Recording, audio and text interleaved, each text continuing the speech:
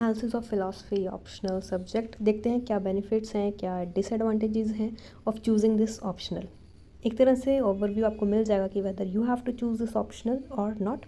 Let's start with the advantages of having this optional, that are the pros of this optional. First one is being shortest syllabus. इसका जो syllabus है usually 2 महीने में cover हो जाता है of both the papers, paper 1 and paper 2। I hope you have gone through the syllabus.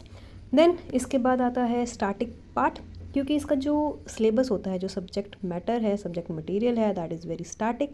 इसमें dynamic का स्कोप बहुत ज़्यादा कम होता है। इसका जो करंट अफेयर से लिंकेजेस है वो तो है ही नहीं, क्योंकि फिलोसफर्स हैं, उन्होंने अपनी फिलोसफीज दे दी हैं, हमें बस वही पढ़नी है। If you can do that, if you can read the philosophies of various other philosophers without getting your philosophy being in that, then that optional is for you. Now next one is ethics and ऐसे paper में help करता है, क्योंकि philosophy being a very philosophical subject helps you in ethics paper, that is GS paper 4। क्योंकि इसके अंदर काफ़ी ज़्यादा जो कोट्स होते हैं, कोटेशंस होती हैं, एक तरह से फिलोसफिकल एंगल होता है, वो आप डाल सकते हैं। एक नई डायमेंशन ऐड हो जाएगी आपके आंसर में, that will help you in getting good marks. Secondly ऐसे पेपर में भी, ऐसे पेपर भी आजकल बहुत ज़्यादा फिलोसफिकल आ रहे हैं। If you checking out the previous year question papers, तो फिलोसफी का ऑप्शनल सब्जेक्ट आपके लिए इसमें बहुत महत्वपूर्ण रोल निभा सकता है, आपको अच्छे ग्रेड्स लाने के लिए और आपका रैंक इम्प्रूव करने के लिए। नेक्स्ट बिंग दूसरे जो सब्जेक्ट्स होते हैं, not only in ethics and ऐसे पेपर, जो फिलोसफी का सब्जेक्ट है वो दूसरे जो हमारे अब्स्ट्रैक्ट टॉपिक्स होते हैं, जैसे democracy, religion, morality, secularism, women empowerment and जितने भी अब्स्ट्रैक्ट टॉपिक्स हैं, उसमें भी ये हेल्प करता है। उसमें भी आपका एक फिलोसफिकल एंगल आता है। एज यू मस्ट नो कि आप कोई भी आंसर अगर लिख रहे हैं मेंस में, you have to add various dimensions to it. तो अगर आप ये ऑप्शन चूज़ करते हैं तो एक फिलोसफिकल, एक नया एंगल ऐड हो जाएगा, जिससे आपका एग्जामिनर भी इम्प्रेस हो सकता है। नेक्स्ट में critical outlook on life. Obviously philosophy है, आपको एक ओरिजिनल थिंकिंग प्रोवाइड करेगा, आपका दिमाग खोलेगा, आपके दिमाग जो बंद पड़ा है उसमें नई नई चीज़ें डालेगा, that you may not accept but you don't have any other option but to accept it.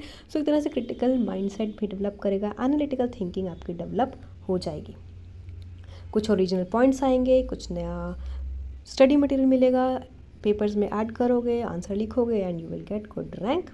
Obviously original thinking आएगी, क्योंकि यहाँ पर कोई भी कॉपी पेस्ट का काम नहीं है, आपको अपने आइडिया जनरेट करने को मिलेगा, आपको एक नया व्यू पॉइंट मिलेगा, नया व्यू पॉइंट टुवर्ड्स लाइफ मिलेगा। ये ऑप्शनल सिर्फ आपको एग्ज़ाम क्लियर करने के लिए नहीं इंपॉर्टेंट है, इनफैक्ट आपका जो ओवरऑल पर्सनालिटी है वो भी चेंज हो जाएगा, वो भी डेवलप हो जाएगा। आपका जो आउटलुक है towards looking at the life जो भी है उससे चेंज हो जाएगा, एक तरह से पॉजिटिव की तरफ जाएगा and you will be able to see yourself as the new me. Obviously इस पर्टिकुलर ऑप्शन का ज़रूरी नहीं है कि आपने बीए करी है फ़िलासफ़ी में या आपका फ़िलासफ़िकल बैकग्राउंड है, नो नो नो।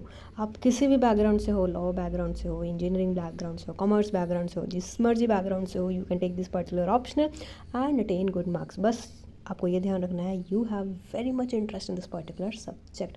आपको आत्मा, भगवान, ज्ञान, बॉन्डेज, लिबरेशन, ये सब परमात्मा, इन सब में आपको अगर इंटरेस्ट है तो आप ये ऑप्शनल आंखें बंद करके चूज़ कर सकते हैं, but you have to see whether you can revise this optional again and again, क्योंकि ऐसा तो नहीं है कि एक ऑप्शनल को सिर्फ एक ही बार पढ़ना है, आपको ऑप्शनल सब्जेक्ट बार बार पढ़ना है। तो ये भी चीज़ ध्यान में रखनी है while studying this particular optional.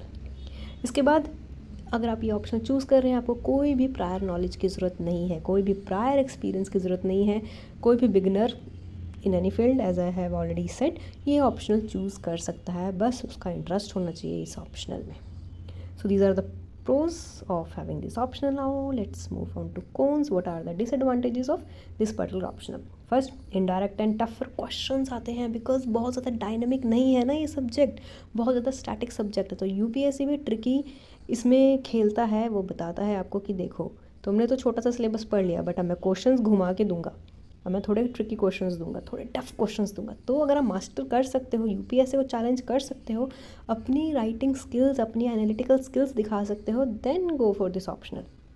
obviously you have to show your good writing skills and if you can revise this option 100 times तभी आप स्कोर कर सकोगे। ऐसा नहीं है कि आपने एक बार पढ़ा, 2 बार पढ़ा, 3 बार पढ़ा, no, you have to revise for this optional subject, क्योंकि इसमें जो टर्मिनोलॉजीज भी हैं वो थोड़ी संस्कृत वर्ड्स यूज़ होते हैं, तो आपको वो याद करने में भी टाइम लगेगा, आपको फ्रेमवर्क करना है, आपको इंटरलिंकेजेस करनी है। So these are the things you have to keep in mind before choosing philosophy as an optional.